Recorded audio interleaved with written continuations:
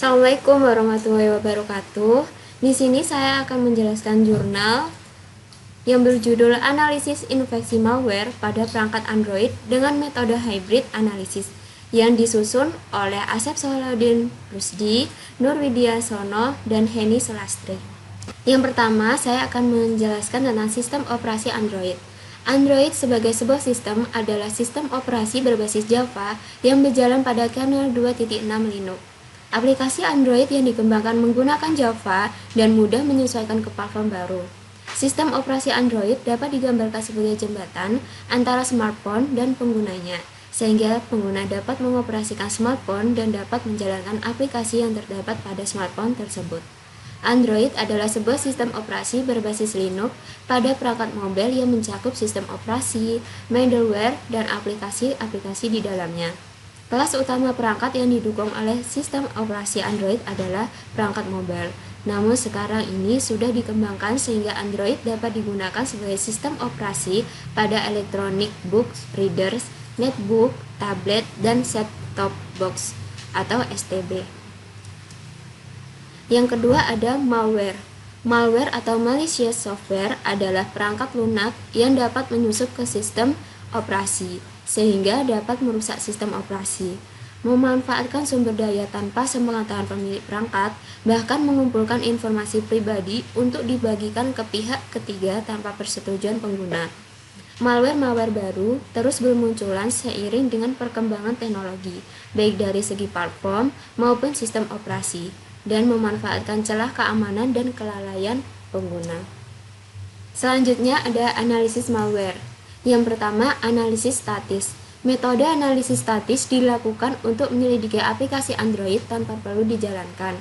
File aplikasi Android atau APK berisi kode sumber yang terkompilasi atau classes.dex, string, dan definisi konstan, source, gambar, dan file manifest aplikasi atau Android manifest.xml yang mendefinisikan metadata tentang aplikasi seperti izin yang diminta, nama package, versi, referensi library, dan komponen aplikasi atau misalnya activity. Yang kedua, analisis dinamis. Analisis malware secara dinamis dilakukan dengan menjalankan malware pada lingkungan virtual sandbox untuk mengetahui perilaku dari malware terhadap sistem. Beberapa informasi yang bisa didapat dari analisis dinamis yaitu pemanggilan API, pemanggilan sistem, penulisan memori, data, dan network capture, dan sebagainya. Yang ketiga ada hybrid analysis. Metode hybrid analysis merupakan penggabungan dari analisis statis dan analisis dinamis dengan memeriksa signature yang terdapat pada malware, kemudian melihat perilaku atau behavior malware terhadap sistem yang terinfeksi. Analisa secara hybrid menggabungkan kedua metode tersebut dengan mempertimbangkan kelebihan dan kekurangan yang dimiliki oleh metode analisa statis maupun dinamis, sehingga dapat melengkapi kelemahan antara satu dengan yang lain. Dan selanjutnya ada metodologi. Metodologi yang digunakan pada penelitian ini adalah metodologi eksperimental, yaitu menemukan hubungan sebab akibat dan pengaruh faktor-faktor pada kondisi tertentu, khususnya infeksi malware terhadap perangkat Android, dan dilakukan dalam lingkungan yang terkendali berupa virtual lab. Alur dari metodologi penelitian dapat dilihat pada gambar 1. Proses perumusan masalah didapat dari salah satu laporan keamanan smartphone yang dirilis oleh MCF Inc. yang menunjukkan bahwa serangan malware jenis adware dan banking trojan terus mengalami peningkatan masing-masing hingga 36% dan 12% sejak tahun 2016. Metode pengumpulan data dilakukan dengan mengidentifikasi dan membuat alur penelitian yang akan dilaksanakan, agar proses pencarian data tidak terjadi penyimpangan dalam mengumpulkan suatu tujuan yang ingin dicapai. Metode analisis malware yang digunakan pada penelitian ini adalah hybrid analysis, yaitu dengan menggabungkan teknik analisis statis dengan dinamis. Hybrid analysis mengintegrasikan Data yang didapat pada analisis statis dan dinamis untuk mendeteksi perilaku dan fungsionalitas yang mencurigakan, sehingga dapat meningkatkan tingkat akurasi pendeteksian malware.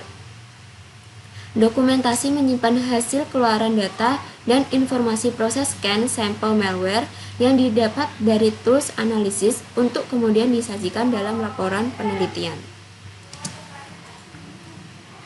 Berikut hasil dan pembahasan. Yang pertama ada pra-analisis. Malware yang akan digunakan sebagai objek penelitian yakni Judy dan Mercer.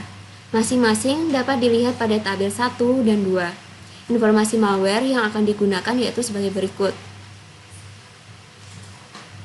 Informasi yang diperoleh dari virus total yaitu sampel dari malware Judy memiliki nilai checksum SHA-256 atau Secure Hash Algorithm dengan kode sebagai berikut. Rasio pendeteksian dari 60 anti-malware, hanya 25 anti-malware yang dapat mendeteksi malware Judy. File sampel berukuran 44,6 MB dengan tipe file APK yang merupakan format berkas untuk mendistribusikan dan memasang perangkat lunak pada ponsel dengan sistem operasi Android. Informasi yang didapat dari virus total yaitu sampel malware Mercer memiliki nilai checksum SHA-256 atau Secure Hash Algorithm dengan kode sebagai berikut. Rasio pendeteksian dari 58 anti-malware, hanya 31 anti-malware yang dapat mendeteksi malware Mercer. File sampel berukuran 560,73 KB dengan tipe file APK yang merupakan format berkas untuk mendistribusikan dan memasang perangkat lunak. File sampel berukuran 560,73 KB dengan tipe file APK yang merupakan format berkas untuk mendistribusikan dan memasang perangkat lunak pada ponsel dengan sistem operasi Android. Data integrity atau keaslian dari file sampel dapat diperiksa dengan membandingkan informasi checksum yang didapat dari virus total dan nilai checksum file sampel yang dilihat menggunakan tool SHA-265 SUM. Berikut ada static analysis. Analisis statis yang dilakukan pada penelitian ini menggunakan teknik reverse engineering untuk mendapatkan Java shortcode dari aplikasi Android yang telah terinfeksi oleh malware. Lalu dilakukan analisis untuk mengetahui kode yang bersifat merusak. Alur reverse engineering dapat dilihat pada gambar berikut. Hal pertama yang dilakukan pada analisis statis dengan teknik reverse engineering sampel malware adalah mengubah eksistensi file yang mulanya adalah .apk menjadi .zip agar konten dari sampel dapat diekstrak menggunakan software file receiver. Konten yang telah diekstrak memiliki struktur seperti pada gambar 3. Analisis dilakukan khususnya pada file Android manifest.xml yang memuat izin apa saja yang diberikan oleh sistem terhadap aplikasi dan classes.dex yang merupakan source code dari aplikasi yang telah diubah ke dalam Dalvik bytecode.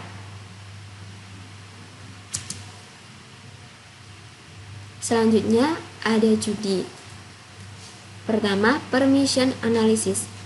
File Android manifest.xml mengandung informasi yang dibutuhkan oleh sistem Android seperti version, number, metadata, package name, fungsi, dan perizinan yang dibutuhkan oleh aplikasi ketika proses pemasangan atau pada saat runtime. Proses decode dilakukan menggunakan tool androidmaxml.py seperti yang tertera pada gambar 4. Yang kedua ada kode review classes.dex merupakan file executable yang dapat berjalan pada Dalvik Virtual Machine. Dalam file ini terdapat kelas yang dibutuhkan oleh aplikasi pada saat runtime. Langkah yang dilakukan pada tahap ini adalah mengubah file classes.dex ke dalam format .jar menggunakan tool dex2jar. Kemudian melakukan decompile dengan tool jdgui agar struktur kelas dan source code dalam bahasa Java dapat dianalisis. Yang kedua ada marsers. Pertama, permission analysis. Proses permission analysis yang dilakukan pada sampel malware marser sama seperti sebelumnya, yaitu dengan melakukan dekode terhadap file Android manifest.xml menggunakan tool androxml.py yang dapat dilihat pada gambar 4.6. Yang kedua ada kode review classes.txt, merupakan file executable yang dapat berjalan pada Dalvik Virtual Machine. Dalam file ini terdapat kelas yang dibutuhkan oleh aplikasi pada saat runtime. Langkah yang dilakukan pada tab ini adalah mengubah file classes.txt ke dalam format .jar menggunakan tool dext2jar, kemudian melakukan decompile dengan tool jdgui agar struktur class dan source code dalam bahasa Java dapat dianalisis. Selanjutnya ada dynamic analysis. Proses analisis dinamis dilakukan pada perangkat virtual atau emulator Android versi 5.1 atau Lollipop dengan menggunakan tool InspectCake untuk tahap runtime analysis dan Careless serta Wireshark untuk tahap network analysis. Tiap tahap analisis dinamis dilakukan melalui jaringan lokal LAN dengan topologi seperti pada gambar 8. Sampel malware dipasang pada perangkat virtual kemudian dijalankan atau install dan run untuk dilakukan analisis terhadap karakteristik dari sampel malware atau runtime analysis beserta aktivitas jaringan yang terekam atau network analysis. Untuk judi, cara install dan run. Pemasangan sampel malware judi dilakukan pada perangkat virtual Nox Player. Judi menyerupai aplikasi permainan untuk mengelabui korban. Perizinan yang diminta untuk malware judi dapat terlihat secara ringkas pada dialog instalasi. Tampilan pemasangan sampel malware judi dapat dilihat pada gambar 9. Yang kedua adalah runtime analysis. Analisis dilakukan dengan menjalankan sampel malware dan melakukan monitoring menggunakan InspectCake melalui jaringan lokal dengan menjalankan service InspectCake pada perangkat virtual yang telah terinfeksi.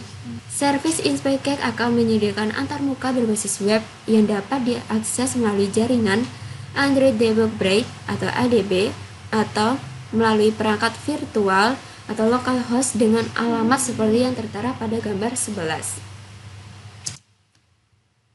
Yang kedua, marser. Cara install dan run. Pemasangan sampel malware marser dilakukan pada perangkat virtual Nox Player. Marser menyerupai aplikasi Adobe Flash Player untuk mengelabui korban. Perizinan yang diminta oleh malware marser dapat terlihat secara ringkas pada dialog instalasi. Tampilan pemasangan sampel malware marser dapat dilihat pada gambar 13. Yang kedua, runtime analysis.